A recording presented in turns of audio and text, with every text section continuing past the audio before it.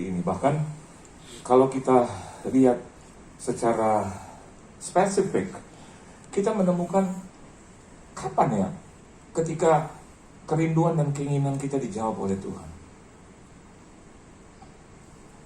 Kita sudah berdoa, kita bahkan tambah dengan puasa. Kita melayani Tuhan dari pagi sampai malam. Kita berdoa bisa 3 jam, 4 jam, 5 jam. Pasti di setiap kehidupan kita punya kerinduan, keinginan, pasti.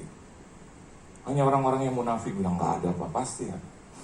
Setidak-tidaknya kalau Anda cukup dalam segala hal, Anda akan meminta satu supaya Anda boleh masuk dalam kerajaan surga. Itu sesuatu yang biasa. Tetapi untuk mengejawantahkannya itu yang dibutuhkan dan diperlukan satu iman. Kita tahu what is faith. Apa itu iman? Ada dasar dan ada bukti di sini. Dasar dari segala sesuatu yang kita harapkan dan bukti dari segala sesuatu yang kita tidak lihat. Ada banyak hal kita tidak lihat di luar sana. Atau di awan-awan, kita suka bilang ini di awan-awan. Aku berdoa rasanya seperti Tuhan tidak jawab saya. Ada banyak orang yang keluar dari kekristenan dan berkata, there is no God. Bahkan seorang yang hebat yang bernama Stephen Hawking, dia berkata, there is no God. Orang yang mendapatkan penghargaan begitu tinggi dengan nilai capacity di dalam otaknya yang begitu brilian, tetapi eventually pada akhirnya when he died, dia bilang there is no God. Kenapa demikian? Ada rasa bahwa segala sesuatunya itu dihasilkan oleh dirinya sendiri. Ini yang sangat berbahaya. Dan di luar sana sudah berkembang seperti, tahukah saudara bahwa kalau tidak salah 2-3 bulan yang lalu saya khotbah dan happening now. Krisis ekonomi sudah menjalar. Ya. Bahkan dolar sudah naik sedemikian rupa, sudah di 15.000, ambang batas 15.000. Dan itu akan berkembang dan berkembang.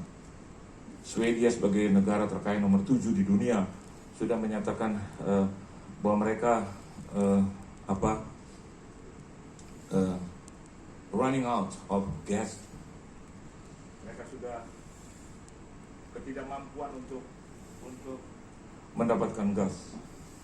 Di negeri Belanda, Holland juga seperti itu. Pemerintah katakan kurangi mandi. Kita masih mandi terus. Pagi, siang, sore, malam sekaligus mandi keringat gitu. Dan rata-rata seperti itu.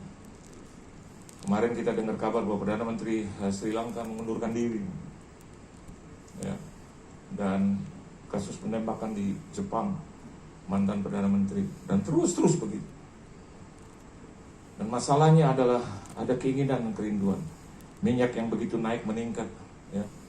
Di satu sisi harga-harga gas khususnya dia naik tinggi. Dulu saya beli bensin itu masih penuh, tetapi sekarang untuk menghabiskan hampir 1 juta saya tidak melihat bahwa saya punya tangki itu penuh.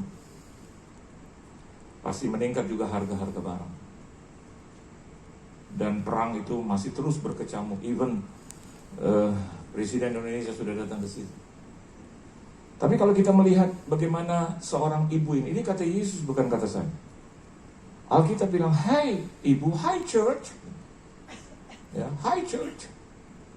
Wanita itu saya dan Anda boleh artikan, "Hai gereja Tuhan, hai gereja Tuhan." Ini kata Yesus bukan kata saya. Hai church. What a great faith you have. Betapa hebat, betapa besar imanmu. Kata Yesus, waktu diterjemahkan dalam bahasa Indonesia besar, karena Yesus yang katakan besar itu hebat. Jadi ternyata kuncinya sederhana. Bagaimana saya dan Anda itu bisa membuat Yesus itu amazed. Yesus itu heran gitu lihat kita, gitu. Terpesona gitu. Kita boleh bergaul, kita boleh warawiri, tetapi jangan pernah lupa, you must have faith. Saya dan Anda harus punya iman. Khususnya orang-orang yang melayani seperti saya harus punya iman. Pemusik, pemimpin pujian, ya, mereka harus punya iman. Pengelola di sini, koordinator di sini harus punya iman. Soal saya dan Anda punya pergaulan, punya komunitas, itu satu perkara yang lain. Dan kita harus bergaul.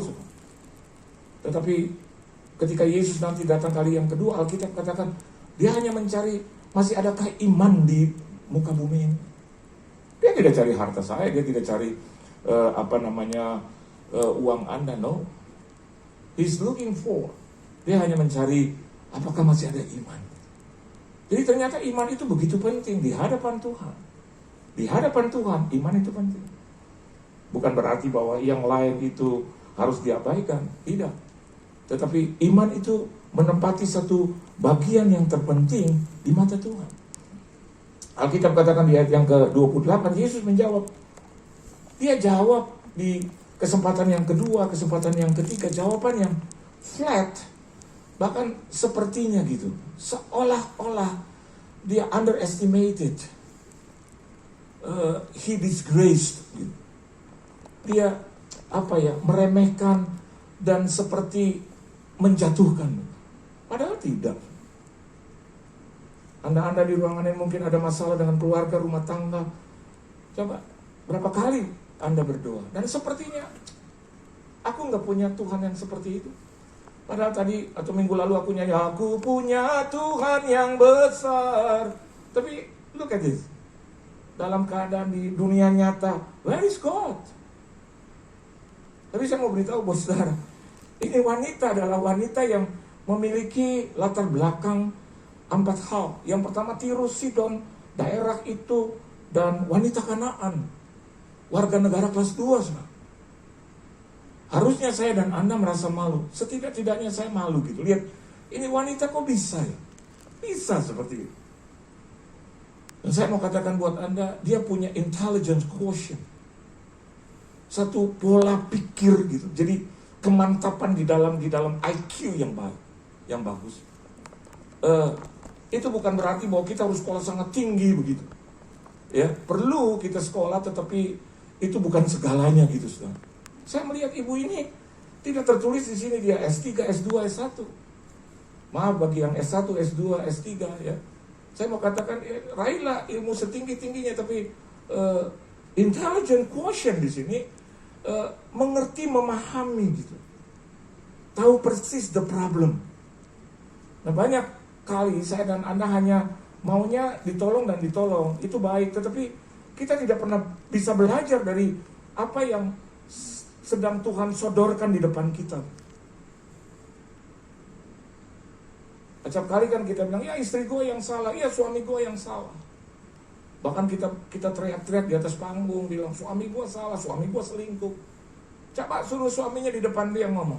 Suaminya juga akan bilang, lu juga punya masalah. Lu bermasalah sama gue. Cuman karena satu pihak, maka yang terjadi seperti itu.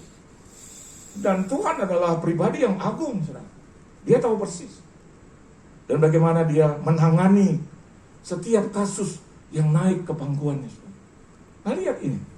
Bagaimana wanita ini mampu, ibu ini, perempuan ini, ya, mampu menjawab kebutuhannya sendiri gitu. Through her faith. Dengan imannya. Dan dia tahu dia punya iman, tetapi Tuhan mau uji dulu apakah betul. Jangan hanya menjadi Kristen pinggiran gitu. Kristen pekarangan, saudara.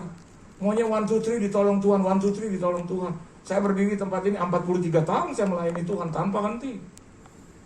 I'm telling you the truth, Tuhan jadi saksi tanpa henti. Dan kalau dihitung dari 8 tahun, saya ikut misdinar bagi saudara yang Katolik atas petunjuk penyelamat kita.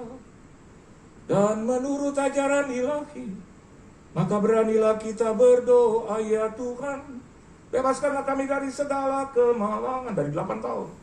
Usia 8 tahun saya ada di panggung. Karena itu untuk sekolah SD dan SMP. SMP terus saya selama 13-14 tahun. Setelah itu saya masuk sekolah swasta, maka terhentilah. Tetapi terus masih melayani dalam bentuk nyanyian, pujian, pergi dari satu kota ke kota lain dengan adik saya yang sudah dipanggil Tuhan. Dan akhirnya saudara tahun 98-99 Tuhan lantik saya menjadi hamba Tuhan. Sudah 23 tahun saya full timer, dan saya kalau tidak memiliki iman yang membuat Yesus puas, maka what kind of life gitu? Hidup yang seperti apa yang saya dan Anda jalani? Hari ke depan makin sulit, saudara. Makin sulit.